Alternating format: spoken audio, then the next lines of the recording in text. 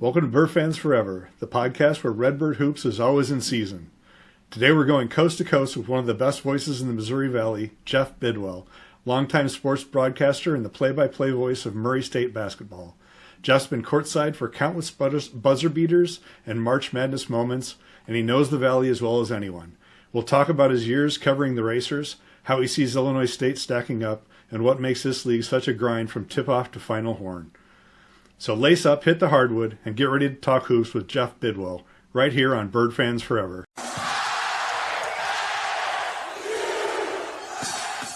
Welcome, Redbird fans, to episode 78. Today's guest is Jeff Bidwell. He's the voice of Murray State. He's also the host of the new podcast, Morning in the Valley. Welcome, Jeff. Gentlemen, happy to be here. Been looking forward to this and can't wait to get rolling here.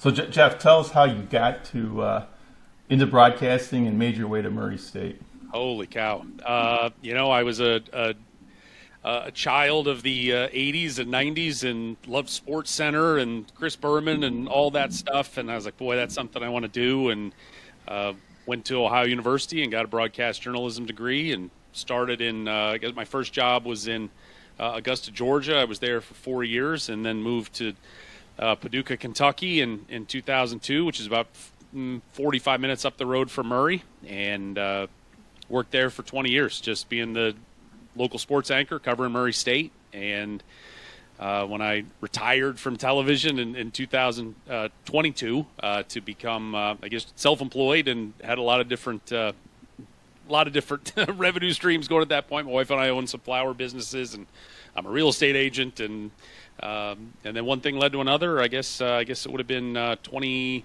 summer of 23. The longtime voice of the Racers, Neil Bradley, retired, and they asked, would I be interested? And I very much was. And 2 years later, here we go, getting ready for year 3. That's awesome. I didn't tell you this, but my daughter went to Murray State. Okay. Oh, okay. And one time I was checking in a hotel, and the person said, So what are you doing here? Because Murray doesn't find you, you find Murray. So that is very correct. The amount of times, and thankfully we've had the last 10, 15 years, basketball have been really, really good at Murray State, and some really great things have happened. And certainly when you get a supernova like Ja Morant that sort of really attaches Murray State to the sporting vernacular more around the country, there's less explaining of what a Murray State is. But certainly when I moved here, almost 25 years ago, and I was like, well, we cover Murray State, and people are like, what is that, and where is that, and Murray's not a state, and all that stuff. So yeah, it's gotten bigger. We got a Texas Roadhouse now. I think we got Buffalo Wild Wings now. It's like we're branching out. I think we have 3 hotels now. So it's we're getting big time down here in Western Kentucky. Well, one thing's for sure though, the fans are passionate about basketball. So why don't you talk a little bit about that and how they're passionate about their Murray State basketball program? It is when it's rolling, it is unlike anything. I mean, right now it has been sort of the unfortunate part the last couple of years. We just have not been at the level that everybody wants us to be, and I know we're going to get back to. But there will be a day soon enough that Racer Nation will roll in to the Enterprise Center on a Saturday and a Sunday, knocking on wood there in St. Louis that first weekend in March, and everybody's going to know it. It's wild, and this is a program that just celebrated our 100th year last year, and really it was a nice program, in the OVC, which obviously was a lot stronger not long ago. Before it's kind of splintered apart here the last couple of years, in part with us in Belmont coming into the Valley. But 1988 it was the third time they'd ever been in the tournament, beat NC State. And then they went off and rolling. The 90s, I think they were in the NCAA tournament, 7 times in the 90s, but never were able to win a game, and had Popeye Jones and had guys. It was just, you go back and look at the history, and it was just, could never quite get one.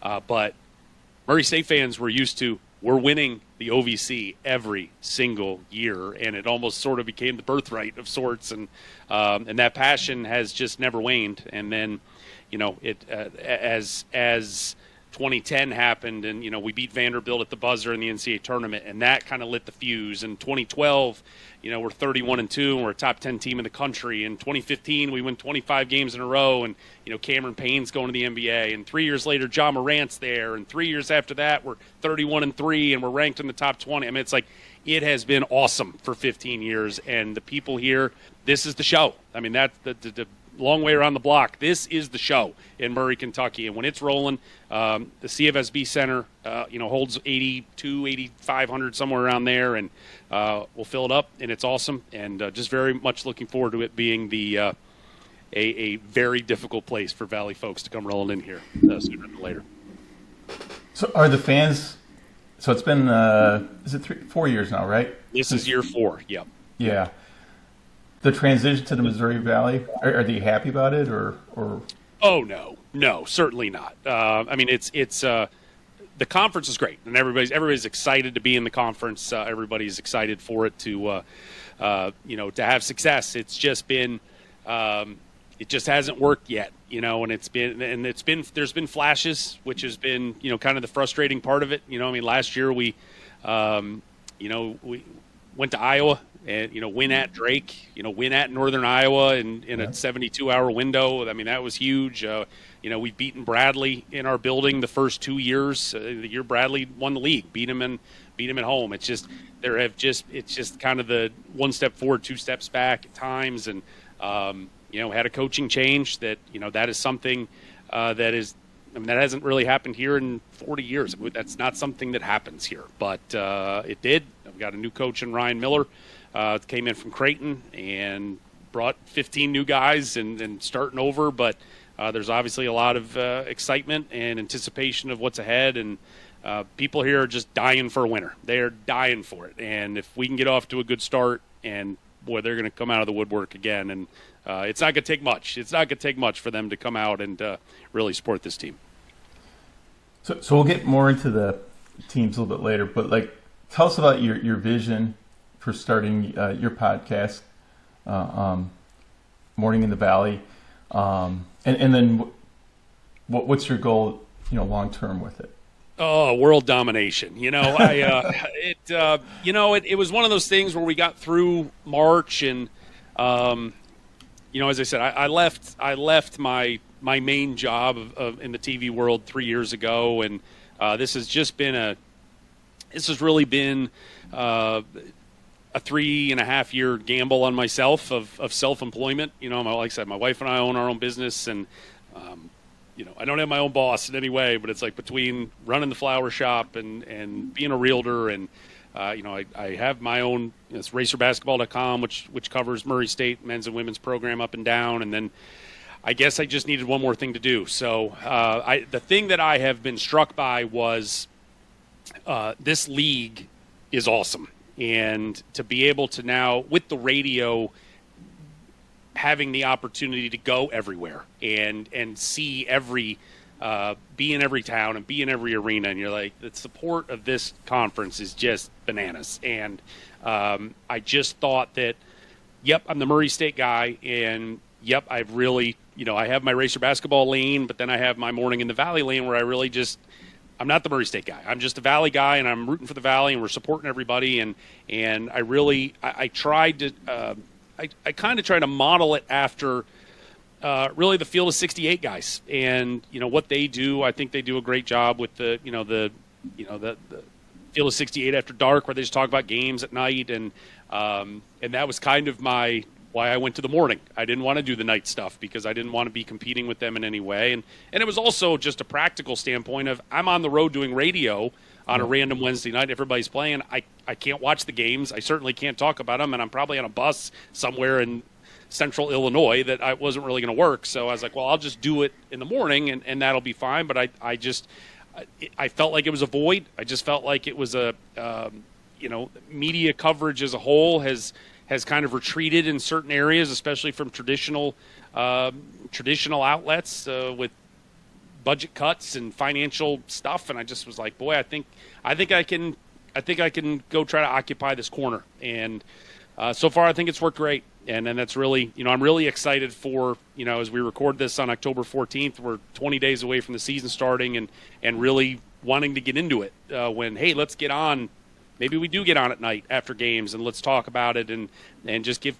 I know there's so many Valley fans out there. Just give them a platform to come on here and support the league and support their team and complain about their team and whatever they want to do. But that was sort of the inspiration for it. And we're 6 months in, and I think it's been great. The feedback's been great, and I've had a great time doing it, and very much looking forward to continuing to get this thing growing as we go. Oh, I followed you ever since you had Chase Walker on there, and yeah. That was the initial time that I watched it, and I've enjoyed it ever since. So I probably get to watch about 2 episodes a week. I don't necessarily get every single one, but I find them informative. I think it's great to see the perspective of a whole bunch of different people, and you had players on there too. I think some other people have had a lot of coaches, but I think it's cool having the players on there. They offer a little bit different perspective, and you get to see them as like human beings versus just someone sitting on the floor, which is nice. And that was, look, I'm the Murray State guy. I know that. And I know that at least in the beginning that was, I felt like I had to talk myself into some rooms of like, look, I know I'm the Murray guy, but this is what I'm doing. And I'm just trying to, support the league and promote the league and all that. So can I? And, thankfully, I have a relationship with Belmont, with it being in the OVC. So it's like I've known their SID for years and years and years. So it was like it was easy to, hey, this is what I'm doing. I didn't have to sell them as much as anything. And he knew I was going to handle everything great. And, that was fine. I've had some prior, when I first, again, I just have too much time. I don't know if I need to go cut the grass more or read more books or what. But when I first got out of TV, I started a podcast. I did it for about a year. It was called Coaching Origins. And I just wanted to talk to, I kind of just was looking for guys that were, hey, I got my first head coaching job, but I'd been an assistant like 9 different places, and like just to talk about their journey. And I talked to Ryan Peden. It was right after he'd gotten the job, and and he's an Ohio guy. I'm an Ohio guy. We were able to bond over that. So it was like there was at least some when I reach out to to Bill, the SID up there, and it's like, hey man, remember this from a couple of years ago? I'm doing this now, and so that's really what this summer's been about, is just trying to earn trust, and I hopefully. I have earned that trust as we've gone along. I felt like the moment, and it's probably been about 2 months ago, the moment that I felt like I've made it in the smallest of ways was UIC's sports information director reached out and said, hey, I think you're doing a great job. Would you like to have Ahmad Henderson on your show? I was like, would I like to have Ahmad Henderson on my show? Yes, I would. Thank you very much. Because booking guests is not the easiest thing in the world, as you know. And I was like, people are now coming to me. This is fantastic. So that was when I was like, okay, I'm doing this right. And if they're happy, I'm happy, and I'm happy. I think the other thing too, you kind of mentioned Valley is, while we have rivals and stuff like that, and I'm sure you're not going to see Illinois State fans hugging Bradley fans all the time walking down the halls, but I do think we root for each other, okay? Whoever gets in the tournament and stuff like that. It's kind of like us being a mid-major, rooting against the P5s and stuff like that. There is support for success in the Valley. There really is.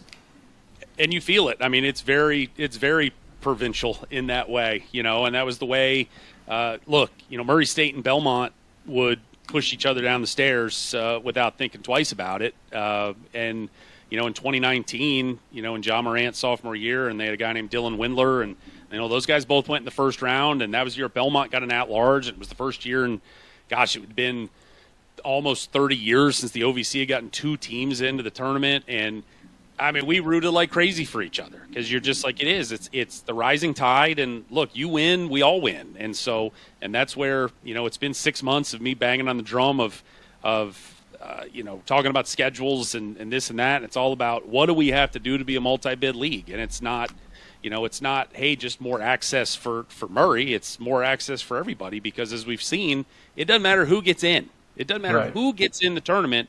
That team is a threat to go to the Sweet 16. And as we've seen not that long ago, they're a threat to go to the Final Four. And that is good for all of us. So, yeah, we want to just kick each other in the shins for 5 months, but or at least 2 months, because I think we're all rooting for each other in November and December. But then once you get to March 15th and whoever's the representative or representatives, buddy, go win the whole thing. And I think everybody's pulling for each other. Yep. But I don't even know how you pick teams anymore with as much roster turnover there is. Yeah. And, I mean, it's just hard, which is probably why they did away with preseason first team and all that other stuff. But tell us some of your thoughts, and maybe it's better to talk in tiers versus, like, who's first, second, or whatever. But, like, who do you see in the top tier, maybe the middle section, and we don't even have to talk about the bottom? Well, I was, we had the poll come out, and I will smile through it for the folks in St. Louis, but, only putting 5 teams out I thought was ridiculous. I'm like, let's just have the whole 11 and let's move along. You've got the preseason poll that some of us voted on. You've got the we've seen the Blue Ribbon poll came out. You've seen now the KenPom just came out. The part that struck me as I guess my feelings on the polls have sort of evolved throughout the summer. I think, in April and May, Illinois State's number one. Of course they are, because they've got everybody back. And then you're like, boy, nobody's really talking about Northern Iowa, but, they got everybody back too, for the most part, and they've got an all-league guy. That's where the returning all-league guys are, and you're fine. And then after that, you're like, I'm not sure. But do you feel like you're going to bet on the pedigree of Bradley? You're going to bet on the pedigree of Belmont. There's a lot of very exciting pieces, and it's shiny and it's new at Murray State, so you think, okay, that's fine. Southern Illinois got pieces back. It's like, but as the summer kind of wore on, and really, I think I finally articulated it to myself. I guess it was Sunday when the KenPom numbers came out, and they had Bradley number one, and in the Valley. Yeah. And I think he had, I want to say Illinois State might have been fourth. And I was just first I was like, whoa, what is that? But then I look again and you're like, okay, so the difference though between first at Bradley and then eighth at UIC was like 30 spots. I mean, it was so, that's a rounding error basically. And any of those teams can win, they're going to jump, so it's like, and the more I've sat and thought about it, I was like, yeah, I kind of see that as being, it's an 8-team, and I've just said it. I said it on the show the other day. It's an 8-team fist fight, and I think that's the way it can be. Now, we thought that way last year. You never imagined that you were going to get a team like Drake that was just going to basically run the table for the season, and I think that's important. Everything, and I'll probably talk about it 50 more times. Everything that I look through is just through the prism of how do we get more than one team in the tournament, and you need a rabbit. You need somebody to go lead the pack, because if this turns into, 14-6 wins the league, 15-5, that's not good, because there's just too much beating each other up, and that's not going to help. But I think the part that I've sort of come back to now is, well, yeah, I know we said Illinois State was going to win this thing. They were going to be the preseason pick, and that made sense in April and May. But then it becomes, well, why did we put them there? We put them there because they had everybody back. But then we also, you can argue, that was a team that went 10-10 last year. And it was a team that was 22-14 that tacked some wins on the end at the CBI. Was it sort of a ordaining them the champs, the preseason champs, where what have they done to earn it, other than they just had people come back off a average team that peaked toward the end that was able to win the CBI? I don't think I believe that, but I think that's an art. That was me justifying, well, how are they fourth? That just felt like to push them down a little bit. But I don't know that there's a dude in the league like Chase Walker. And I think, it's a guards game, but if you have a difference maker in the post like that, he's going to win games by himself. And And then you throw all the guards in there too. I'm going to be shocked if they end up fourth in the end. But I just think the bottom line is we have a lot of good teams in the league. The question will be, do we have any very good teams? And will, in the end, we have any great teams? And I hope we get at least one. But if everybody's good, that's fine. That's not going to help us get two teams in the into the tournament. And that's ultimately what I'm worried about, because there's a lot of that top 8 I think is really good. Then you get Indiana State, who's kind of on its own tier right now at 9, and then Evansville and Valpo appear to be, at the bottom, and they've got some work to do to catch up to the rest of the pack.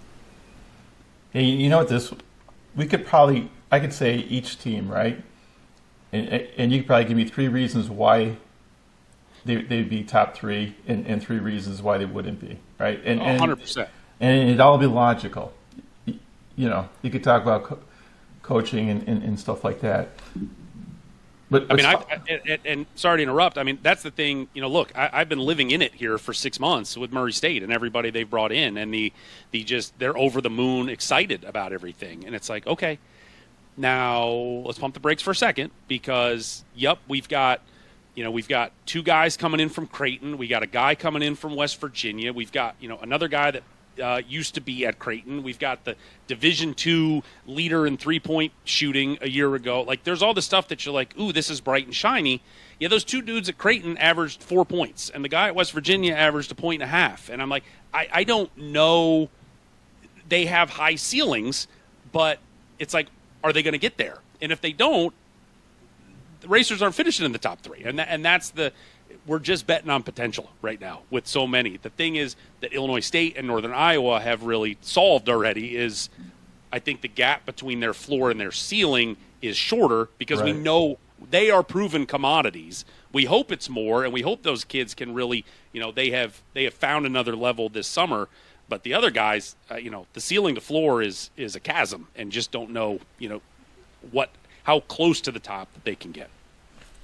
I also think the difference between Drake this year and Drake last year was, last year they brought in, was it 5? I think 5 players that had played in that system. Yeah, 4 or 5, yeah. Right. And so, we looked at it and said, well, they're D2, therefore there's going to be this big adjustment. Obviously, everyone was wrong about that.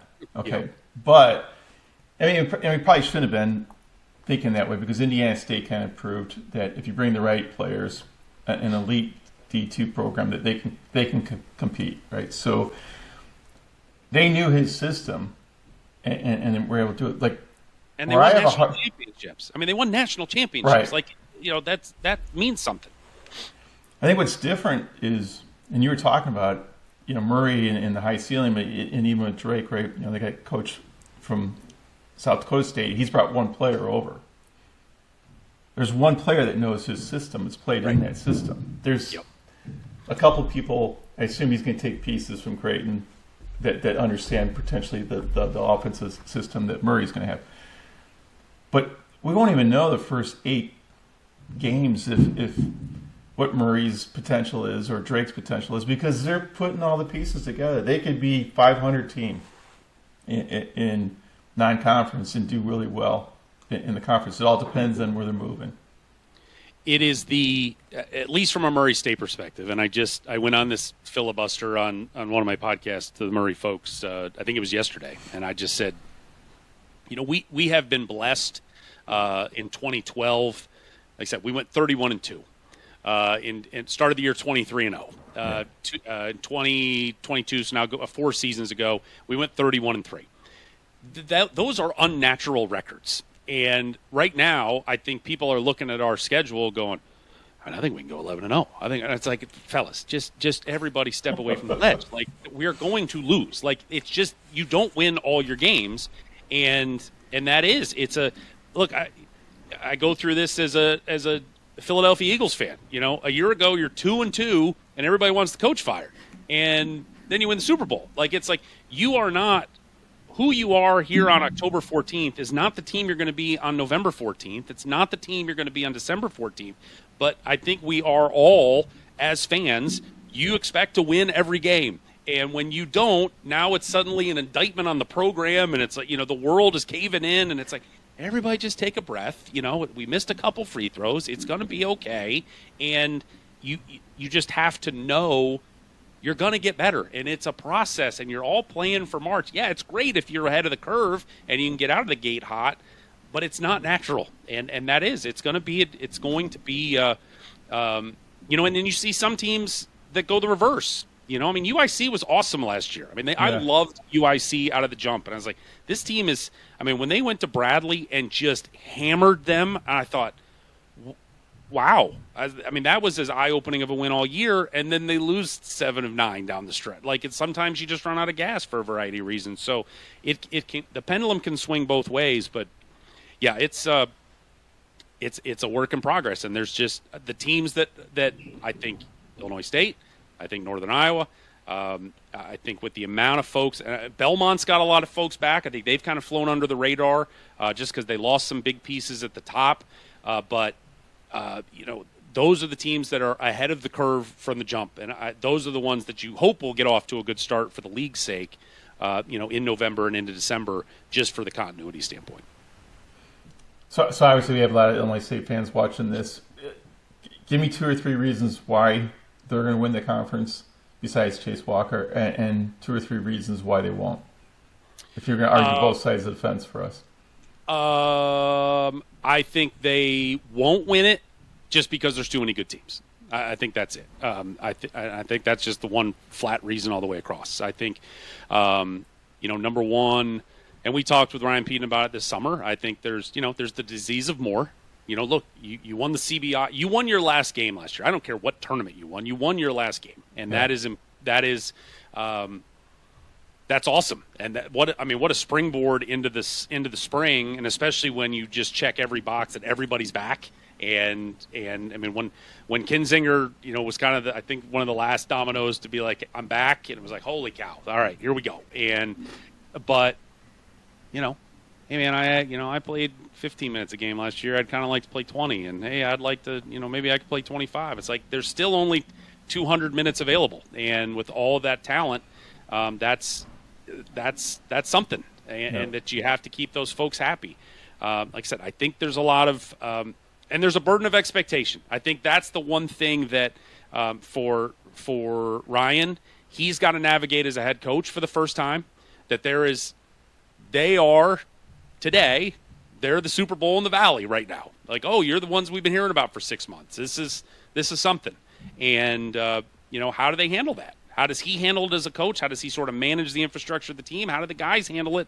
Especially if, hey, you get off to a rough start. If you're 3-3 and you're like, oh, shoot, I thought we were supposed to be really good. What's going on?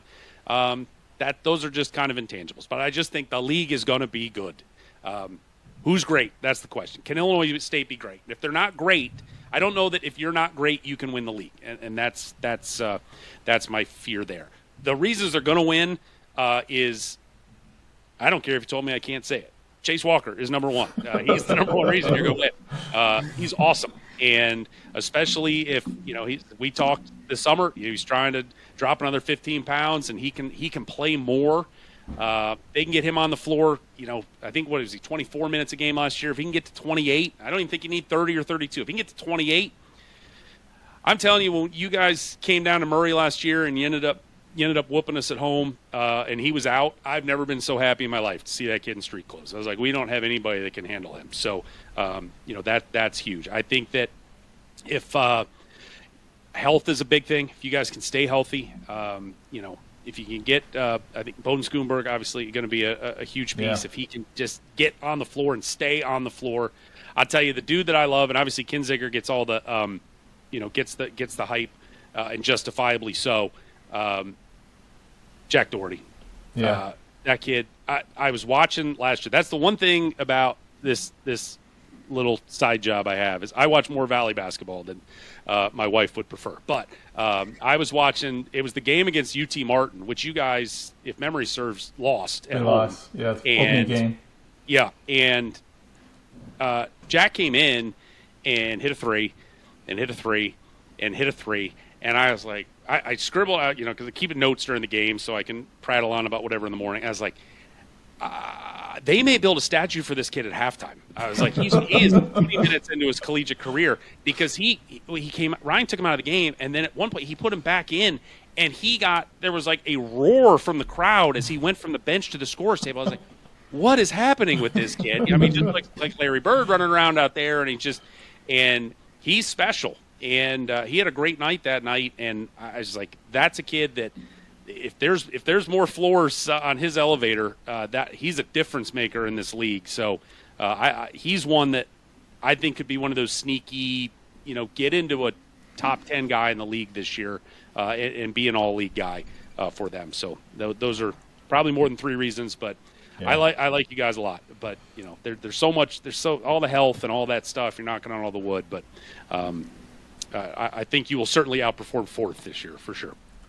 Jack has one of the quickest releases I've seen, right? And then with his height, he's just going to be a hard matchup for anybody to match up. But you put someone 6'4", he just shoots over him, right? And that's what. If he can get some simple drives and stuff like that to complement his game, it'll be a world of difference. Yeah, and not to turn this into a Murray State podcast, but that's what we're hoping for this year. We have Mason Miller, who is head coach Ryan Miller's nephew. And he was 2 years ago. He led the Big East in 3-point shooting. I mean, he is 6'8", and he's just out there stroking it. And it's just like, I don't know how you're supposed to guard him because you can't. You put anybody that size, he's going to go right around him. And so, 6'8" shooters, I like them. Let's line those guys up. Take those every day. Every day. It's going to help in the non-conference, too. For sure. So, Jeff, there's been a lot of hype about the Murray team. I think for like a month straight, it just seemed like they kept signing someone. And it's popular. Like Illinois State, I think they stole the show in March, right? They won the CBI. Right before the CBI, Chase announces it. And it was just like for like a 2-week period, ISU was just like stealing the spotlight. But I felt like if there was one team that stole it and for about a 30-day period, it just felt like every day there was like an announcement coming out and stuff like that. So tell us about the great expectations and the team a little bit. Well, they certainly won the PR battle just for the slow drip of, at your point, every day it was somebody else. And when you got 15 guys to roll out, there was a lot of dripping going on. But I think the expectations are just circled around kind of what we talked about a half hour ago is just the straight. I mean, it's almost a desperation right now from this fan base that they are crawling through the desert just looking for the puddle of water that equals success. I mean, they love basketball and they love winning like we all do, but it's just been a little drought here the last couple of years. And so, and then again, when you get a situation where they are all of these unknown commodities, but they come from places that allow you to dream very big. And, to have and I think I would say for better or worse, but I'd say really for better, we got to go to the Bahamas. And I say we in the global sense. I was not invited to go on the trip. Went to the Bahamas for the little international tour where they got to play 3 games down there. And look, it was against less than competition. We know that on these tours, but we were great. We scored a lot of points. It was just, and that was the point that, just for fans, it was just chum in the water. They were just so excited. And it was the part about this that is so fascinating, and I'm very excited to see on Saturday when we go to Xavier to play our exhibition game is, Ryan Miller, when we first talked in June, and I was like, all right, what's your rotation going to be like? Like number-wise? He's like, we're probably going to play 8 or 9. And then they go to the Bahamas and come back, and we talked again. And I was like, so rotation size. He's like, 10 or 11. And when we get to Xavier, you're going to start to see 14 whittled down. He's like, we're gonna play. We're going there to win, but you're going to see the rotations start to form, and that's the mystery for me since Memorial Day when these guys all came is we have 14 dudes that can play. And I'm not sure who's getting cut right now. Like, who's not going to make that top 11. And that is an awesome problem to have, because I think when you have guys like, look, you're not practicing well, you're not playing well. Look, you go to seat number 12, and one of these guys down here that is practicing well this week, they get some time. And I think that, it's the old Bobby Knightism of, there's no better motivator than ask to bench. And that's, you have that real opportunity now with the guys. And so, I think when you have the name that you're going to hear a lot, and I don't know who's going to make the final 11. I know who's making number 1, and his name is Fred King, and he is 6'8", 260 pounds. And I am dying waiting to see Fred King and Chase Walker go at it, because he is a monster. And he spent the last 3 years playing at Creighton behind Ryan Kalkbrenner, who is the best center in the country. And he has just not had a chance. He's getting his chance. And I'm like, holy smokes, how did we get this guy? Thank goodness his assistant coach is here, and he wanted to come. He is an absolute beast. You have Mason Miller, again, the nephew of Ryan Miller, Mike Miller's son, the longtime NBA player. He's 6'8", 6'9", shooter on the wing. J.J. Traynor is a dude that he was at Louisville for a couple years. He's a Kentucky kid, was at Louisville, went to DePaul last year, where Brian Mullins is an assistant, shuttles him on down to his brother Brendan down here in Murray. We'll take him. Athletic freak. I think he's going to be great. And then, I mean, like I can go through all 14 because they're that good. Lane Taylor is the one guy that we have that's not a guy that is well. Let's see what he can do. He scored 17 a game at Central Arkansas. I know it's Central Arkansas, but as a freshman at the Division I level, he could score in bunches. And so, little undersized, but he's a guy that I think can score a lot. We've got a wild card. We have 3 international guys. We got one guy from New Zealand. We have 2 guys from France. And one of them, his name is Roman Doman. He is 6'9", wears number 77. He is from Lyon, France. He wears 77 because Luka Doncic is his favorite guy.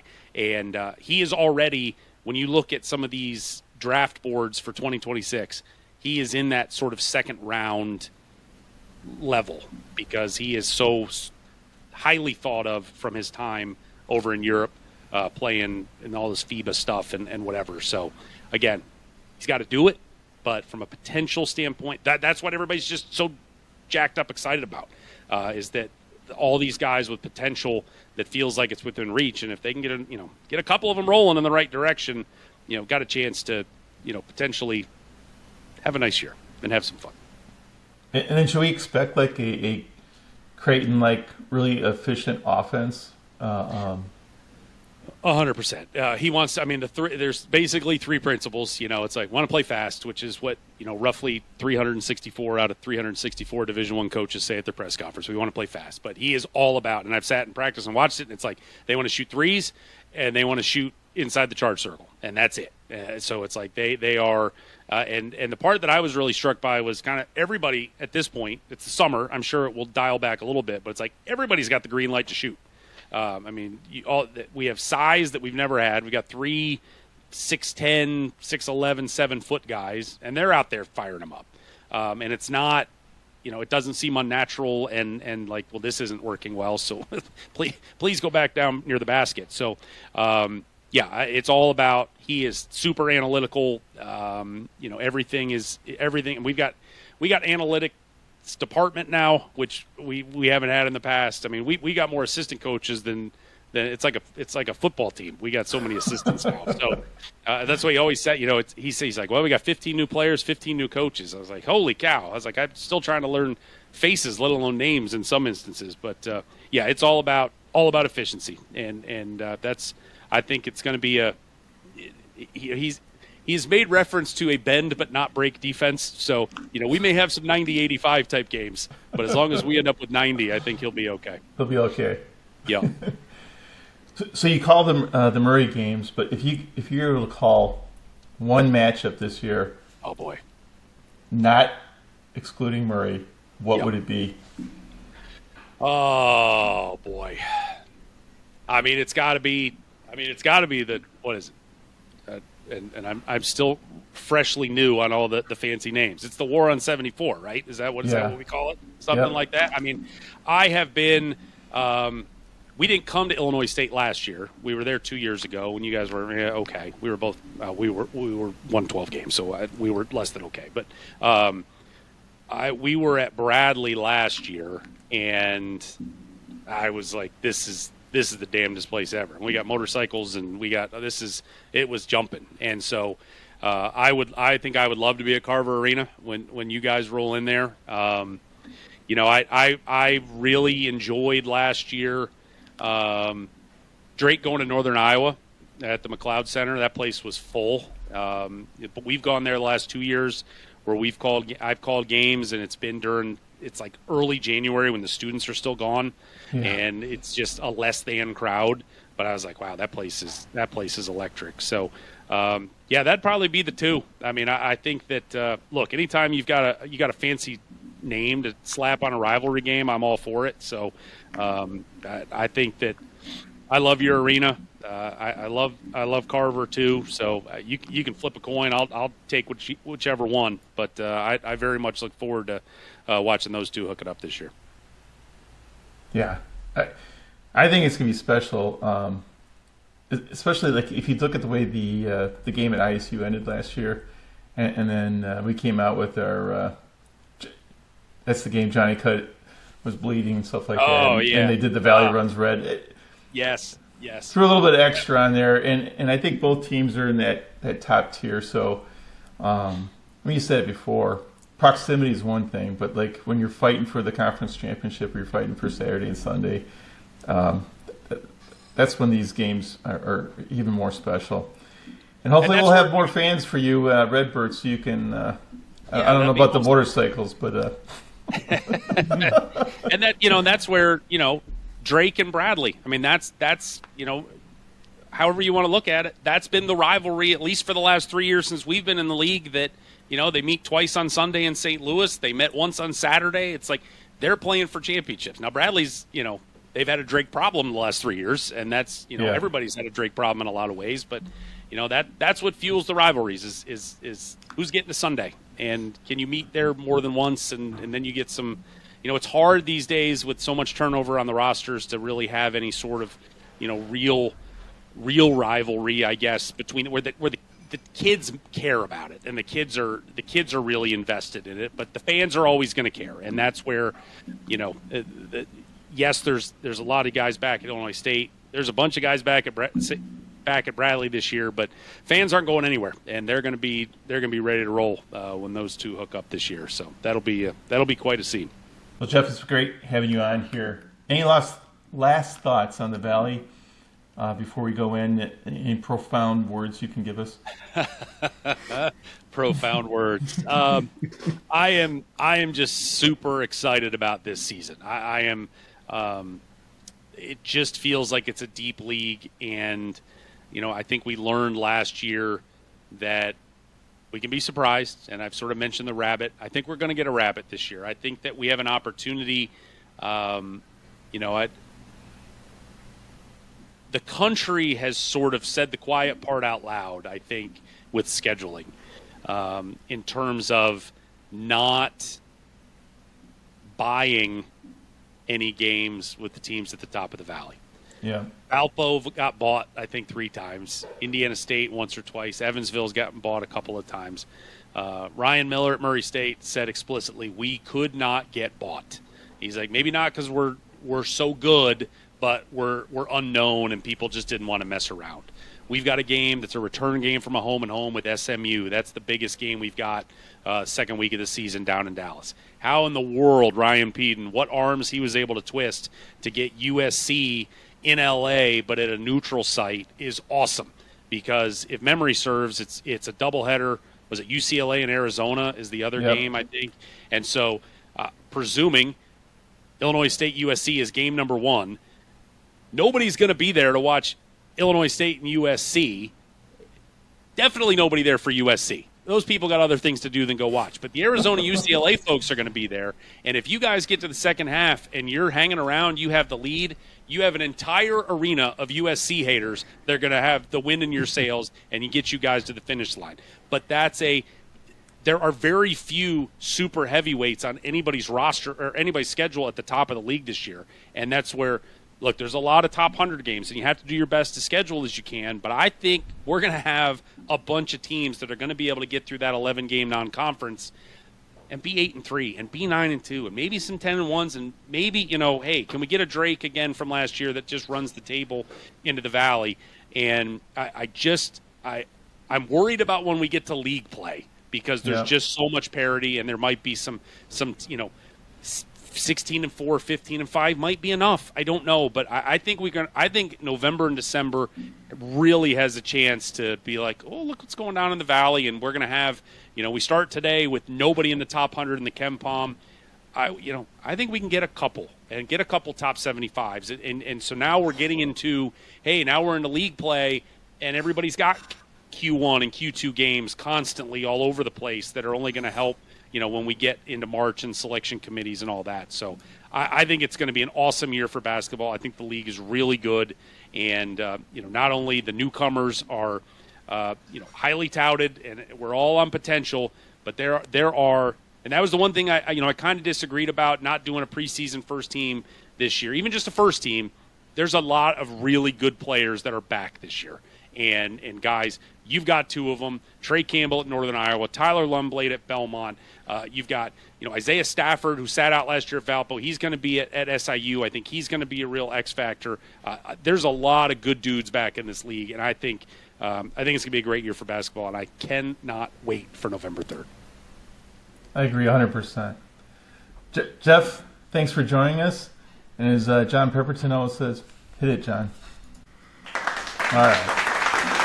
Thanks a lot, man.